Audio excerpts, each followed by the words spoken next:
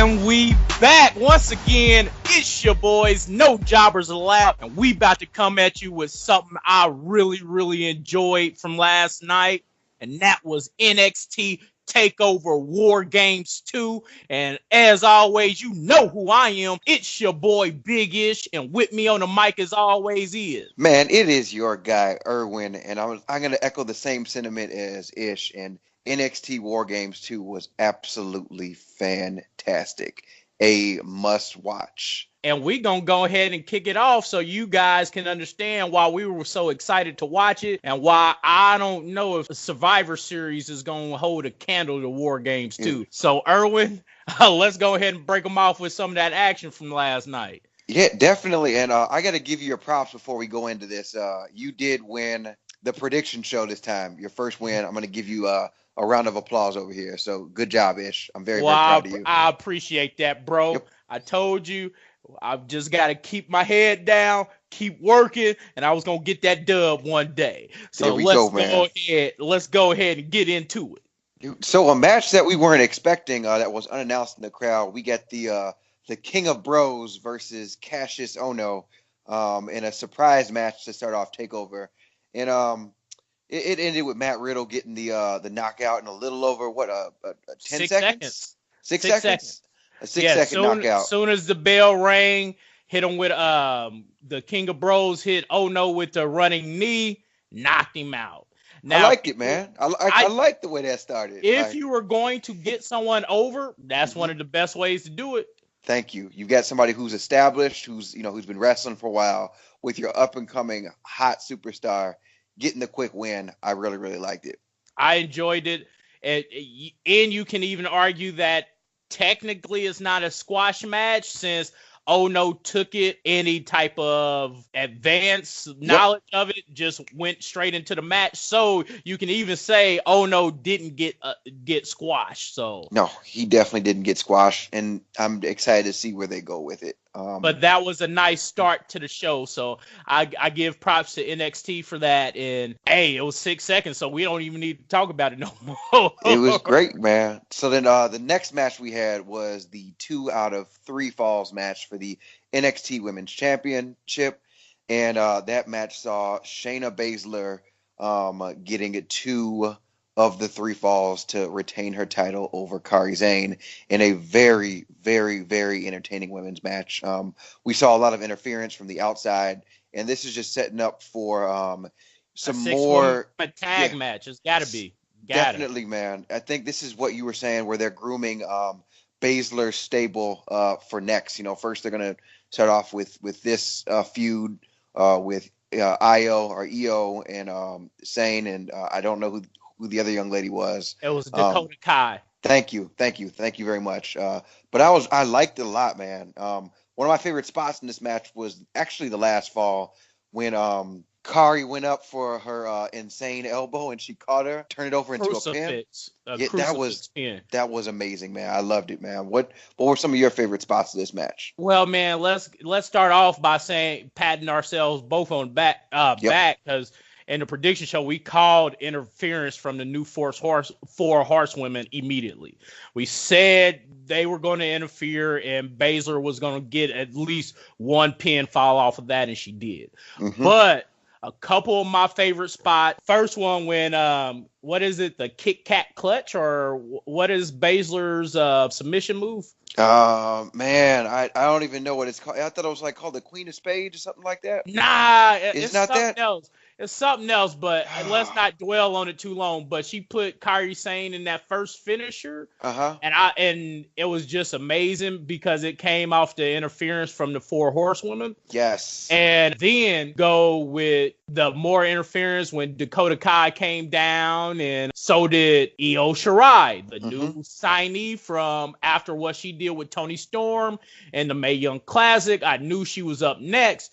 And she hit a beautiful moonsault on the outside to take out everybody. And it was dope. So those are some of my things. I can't wait for more Io Shirai. And like we were saying, listeners, It's a great setup for this new feud, and I expect a 6-woman tag match coming soon to build Baszler stable, but also to get Io Shirai some shine and build up Dakota Kai stock. I've been liking Dakota Kai lately, and shout out to Dakota Kai because NXT League of Legends team beat the WWE League of Legends team Saturday, so that was dope too.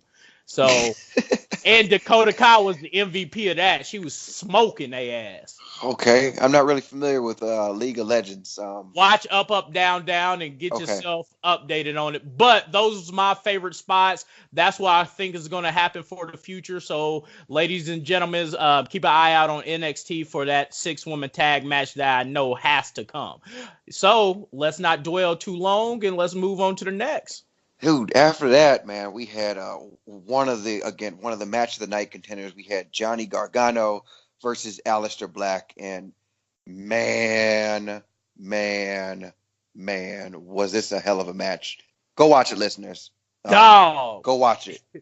Dog. Go watch this man. Shit. This was absolutely amazing. So I just want to start off by saying this heel turn these last couple of weeks, making into this new character for Johnny Gargano has been very, very well played. And they managed to get several weeks of build up with Aleister being gone. Yes. Letting them heal up and coming back. Like, dog, this has been just so good for far storyline building.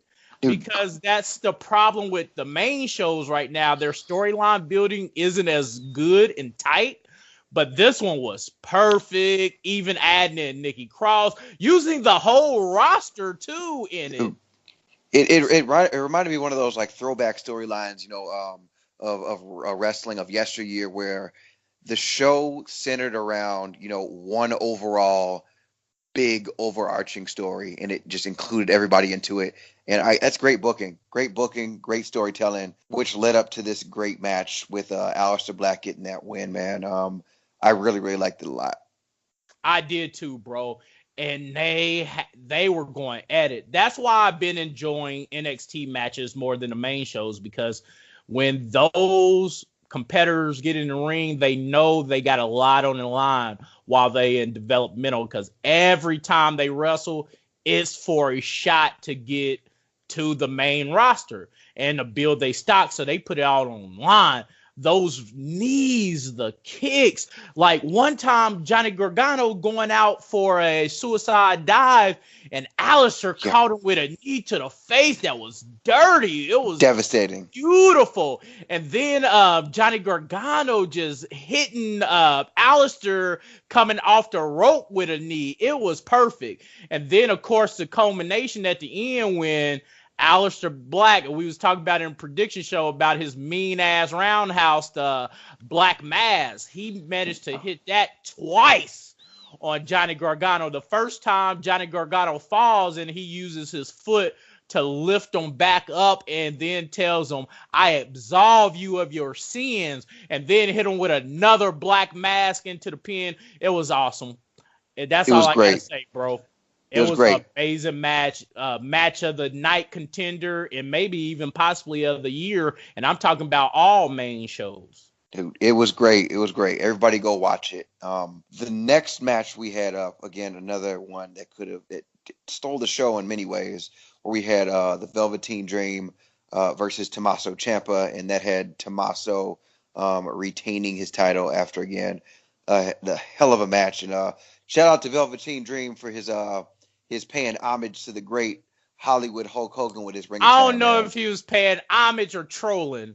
And if he was trolling Hulk Hogan, I don't mind that one bit. Man, again, another hell of a match. This, again, just like the match previously, it could be one of those match of the year candidates. And honestly, like we talked about when we first started the cast, I really wasn't sold too much on Velveteen Dream. I thought his character just didn't make sense, but everything that he's doing it's proved me completely wrong.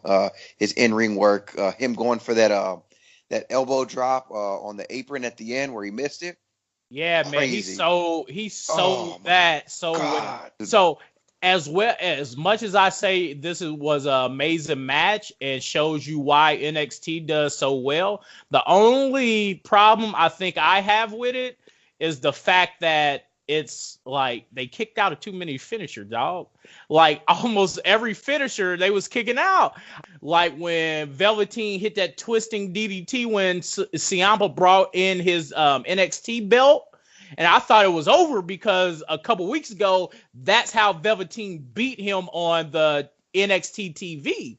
So I figured they was going to go with it again. And I think that same sentiment was felt by the live crowd.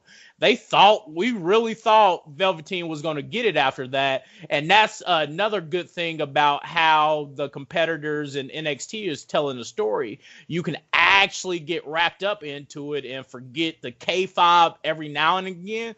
But this match was just awesome. I enjoyed it. It's a match of the year and match of the night contender. And I'm looking forward to more Velveteen and Ciampa working together. So I don't have any more to say about that one. Dude, man, it was great. I think we both echo the same sentiment. And then finally we had the NXT War Games match, which again, it had the War Raiders, the UK champion Pete Dunne, and the North American champion Ricochet versus the Undisputed Era, Adam Cole, Bobby Fish, and the NXT Tag Team Champions Roderick Strong and Kyle O'Reilly. And again, this match for me had a little bit of everything. It had high flying. It had power moves. It had a little bit of a storyline where they locked Pete Dunne in the shark cage even further to kind of. I thought that was funny. Yeah, it had sports entertainment. It had action. It had everything It had hardcore wrestling. It had everything, and every move was crisp. It had high flying with Ricochet. Big spots. Like, I don't even know if that was a 720 moon. I don't even know what the hell to call that. He had so many rotations. Off the top of the rope. Off the top of the cage. The cage, excuse me. I don't know, dog. That was just pure athleticism. That was pure competitiveness. I mean, it had everything you can ever want. If you have complaints about WWE for whatever reason about their in-ring work, that should have shut you up at least for the night. Definitely. That should have shut you up for the night. Because we sometimes do get critical of the product WWE puts in the ring, but I don't really have any critique on that. I just was in awe of that whole match.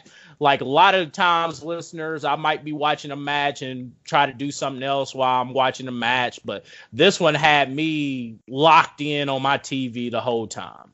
It was great. It was great. And I think I forgot to mention that it ended with both Pete Dunne and Ricochet pinning Adam Cole for the win.